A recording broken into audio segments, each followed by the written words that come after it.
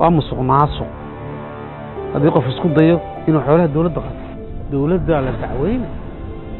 دولة ده حكم الوجود ده على رأي يمس ينكر كده أفرت الجردينني هو أنت قال كيجا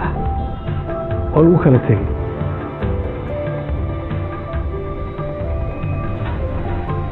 كي قاتو بعدنا كوي معي مركا لك هرب إلى شيء ثم مركا لك محمد هذا دنا لدي ما واعي تحاول نوع أخرية أو نوع حماس صعوبة ولا نوع أخرية مركا لو علم الأشياء اللي يبلو يعني dunidu waxay dagaal kula jirtaa ciribtirka musuqmaasuq oo la isla wada yaqiinsan yahay inuu yahay faqriga waalidkii haddii wadamada dunida ee Shiinuhu ka mid yahay aad aragtay maaye ku xigeen loo daldalayo musuqmaasuq oo ku kacay oo aad maqasheen Malaysia ra'iisul wasaarihii hore xaaskiisii iyo qaar ka mid ah golihii xukuumaddiisa oo xabsiga loogu taxaabay falal musuqmaasuq iyo hanti dib looga soo celiyay Ethiopia saraakiil sarsare oo iyana fakad xadka Suudaan looga soo qabtay kiisas musuqmaasuq awgeed halkani waa xamare maxaa ka dhacay shacabku se maxay kala socdaan ama ku ogyihiin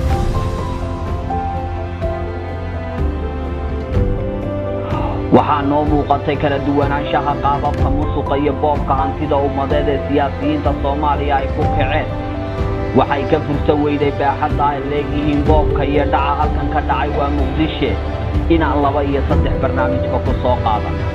qalinka ummadda iyo ka baayac mushtaraynta siyaasadda haddii aynu barnaamijkeennii hore ku soo qaadan markana bal hantidii maguurtada ahayd ee dawladda dhulkii danta guud iyo goobihii ka caaganaa u adeegsiga waxaan dad shacab ahayn sidee laga yeelay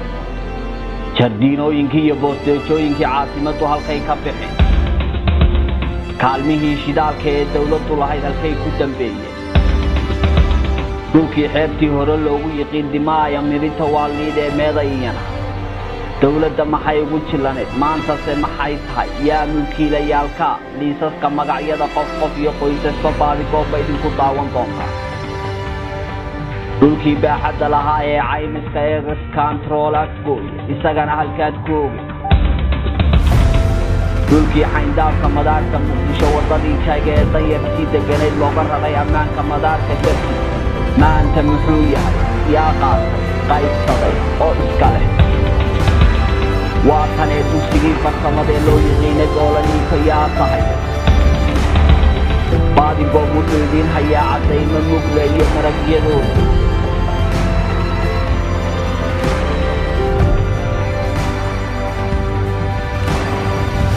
hore haddii aad Afrika u maqli jirtay wasiir xilkiisi wasiirnimo wax ku boobay ama madaxweyne lagu dhaliilayo in haweeneydu qabaa kursiga talada dalka kula aramiso ama qayb ka tahay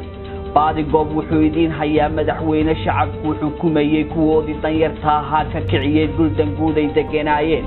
ka dumiyay daaraha ay ka dhisteen ka soo saaray xeer madaxweyne oo dhulkaasi danguud dib loogu celinayo fulin dabadeedna dhulkaasi bad isagu qaatay waa madaxweyne barkii kalena marwadiisa ku tisay 10 boos iyo dheeraadna siiyay walaalihiisii la dhashay barkii hadhayo baaqigiina uu qaybiyay saaxiibadiisii xukuumaddii u garwadeenka ka ahaa caddaymo dheeri ayaanu adiin haynaa way dhacdaa laakiin waqtigeeda iyo maalinteeda markii la gaaro waxaa imaan doonta in dib loo soo celiyo ayna noqoto maalinta cadaaladda in lagu fuliyo ciddii waxaa samaysay iyo ciddii ayadana